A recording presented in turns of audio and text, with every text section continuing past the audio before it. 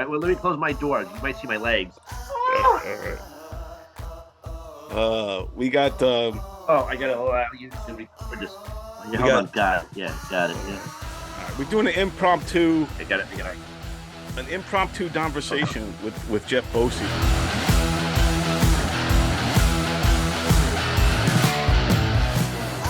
I wasn't planning on having a conversation with, and I don't know if my Wi-Fi is bad. Are you seeing me cutting it out, or are you kind of because I don't know if it's my Wi-Fi or No, I your. see you fine. Okay. I see you fine. I don't know what's your background over there. It's not the normal like Bill and Oh Ted yeah. type or Let me put yep, my not normal Bill and Ted in there what because not Bill and Ted. Wayne's World. Wayne's World because that's how I got it. Yeah, So we're that's having yeah.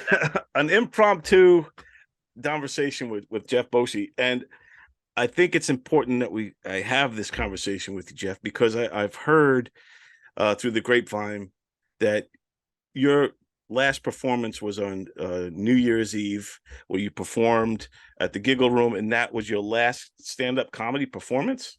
Yes, it was. It actually wasn't the New Year's Eve. It was actually because I went on after the ball dropped.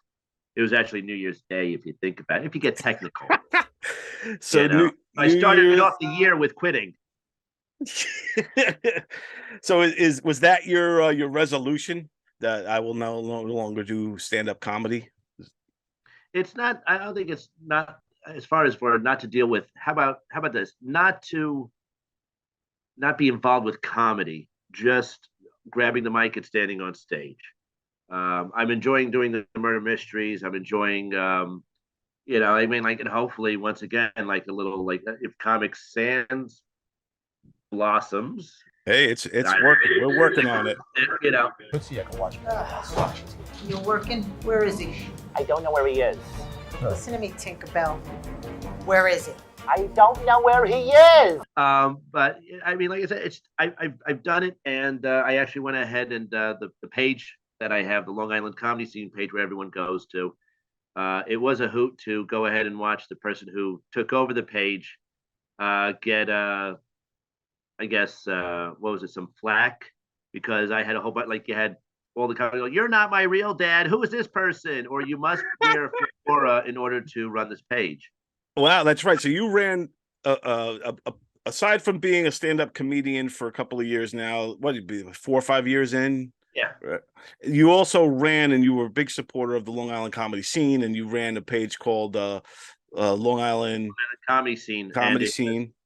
yeah, and it was kind of like a tool for comedians that are on Long Island. They always ask to, where they can promote their shows, where the open mics are, and it's gone ahead and it's been a useful thing for Dude, people loved it. I mean, when I first got back to New York, it was before I even knew who you were. It was one of the first sites, the groups that I got on just to see what was going on in the local scene here, and just to kind of get reacclimated with Long Island comedy, because I was gone for like 16 years.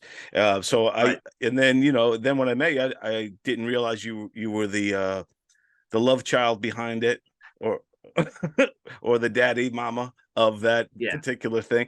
But it was great what you did. I didn't realize that when you left, or you say you're leaving stand-up comedy, that was part of the package. You're leaving that too. So you're like leaving the whole world of it. You know what? I mean, like I said, I mean, I think people will get by. I mean, it's that classic saying is, yeah, he was a nice guy. I have nothing bad to say about him. Got to find another.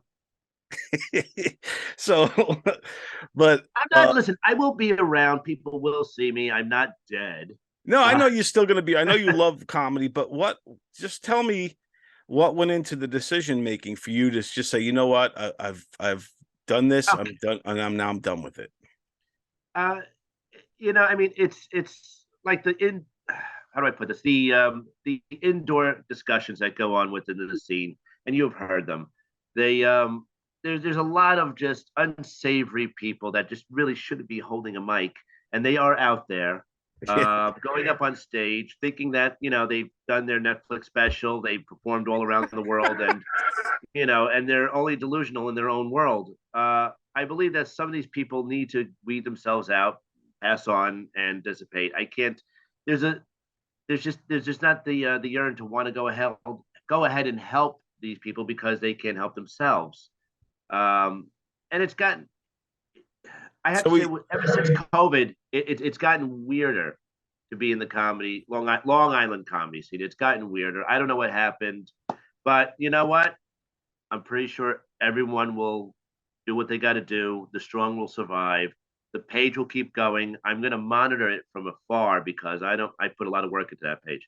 You did. You put a Um, lot of work. You made sure that all the open mics were represented. You put out yes, calendars. You shows. promoted lots of people. You promoted lots of other shows and podcasts and channels and just really were an advocate for all things Long Island comedy. So it's sad to see you go. Who can you are you allowed to say who took over the page, or is that like top secret? Oh yeah, no. He's an up and coming. He's a good kid, and the reason why I picked him because he's a neutral. He doesn't favor sides within the community. His name is Pat Dunn. Okay, yeah, I heard of Pat Dunn, redheaded dude, Very nice kid. looks like a Viking. Yeah. Yes, yes, yes. Very nice, bright kid. He's up and coming, and I mean, if you don't want to hand the keys over to like Skeletor, like to someone that would use it for evil. Right. Yeah, no. I think you made the right decision with Dunn, and he's already feeling some kickback. He's saying some people are getting on Yes. him already. Is it in Yeah, I good mean, fun or is it like serious? yeah, no, it's little jabs, and then people are expecting the high standards that they've, like, well, how come you don't have this on the page, and what's going on, and where's the time, and what's going on? It's like, and they just thought that it was 1, 2, 3, easy peasy. But like I said, I mean, it's a little poking. Like I said, he'll do good, he'll do fine. And it's just a matter of, like I said, I needed to take a step back. I needed to, like, how about this? Here's It, another thing. How am I supposed to write any new material if I'm just hanging around at comedy clubs, open mic? You need to have life experiences to write things. What am I that's a writing good about? that's a good point. That's a good point. I understand that life experience part of it, but let me tell you something and why I don't think you should quit completely. Um, maybe take a break, maybe take a breather because it could be overwhelming and to put in, you know, whether you're doing it once a week or 5 days a week or however it is, it still could be a grind sometimes when you're working a day job and you got family and all that other stuff. So I understand that part of it. But here's the thing with you is I see you put the dues in big time. Whether how many you got said 5 years? It's working on 5, yeah. Yeah, so you got 5 years under your belt, and I've watched you in the 3 years that I've known you since I've been back here. I've seen you grow and really evolve your persona and your stand up. You're comfortable on stage. Your jokes are getting tighter. You're building up a rapport. Or my pants. Yeah. I Well, lost a you lot of lost a weight. lot of weight. Yeah. So Yeah. so that's the other thing I want to get into because I see too that I think you're reinventing yourself because of the weight loss and a couple other life-changing things have happened to you recently. So I feel like you might be getting in this life-changing mode and evolving, but I think that you gotta I seen you put in so much work into the comedy side of it that I don't think you should just walk away cold. Right. Maybe take a break, do it once in a while, kind of like how Rada, like Rich Rada, he's not grinding on the scene, but he gets out there and performs and does his thing. So, he's your buddy. That's why I brought him up. Oh, But I funny think you should bring him. Funny that you should bring him up because the inside bet that we have is for every month I don't do a show, I get $50. For every show I do, I have to pay him $50. So listen, there's nothing wrong with $600 tax-free money. that'd be the most money you made doing comedy in the Not comedy doing world. comedy. That would be the most money. Not going on the stage. $600 for the year. That would be the most. So I'm doing good. I think though, like, okay, so now you're still fresh from this. It's this is I'm probably gonna air this week, Friday, because I'm not Oh, going to edit this. This is going to be kind of what you see is what you get for this one because this is impromptu. I didn't know I was doing this, but well, like I said, usually like that's how you perceive me. Like when you see me walk in the room, what you see is what you get. but so it's fresh. You Yeah. hasn't even been a week yet.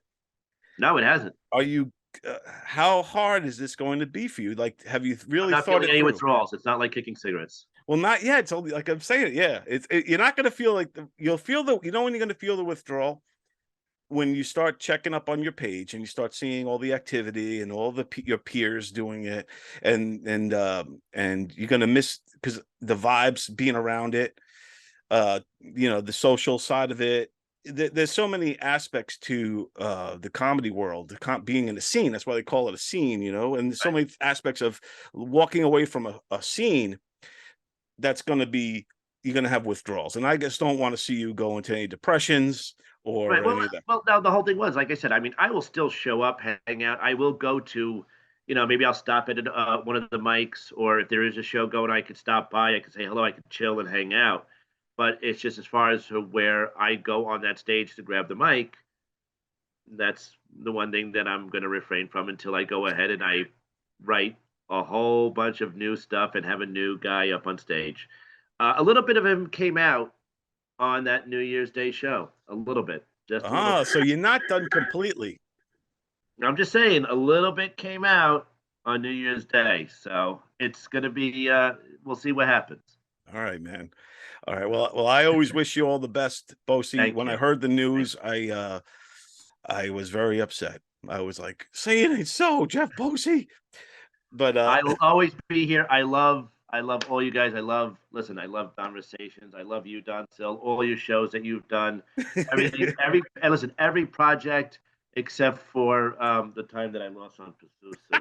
But still, every other show is top notch. I just want you to know that.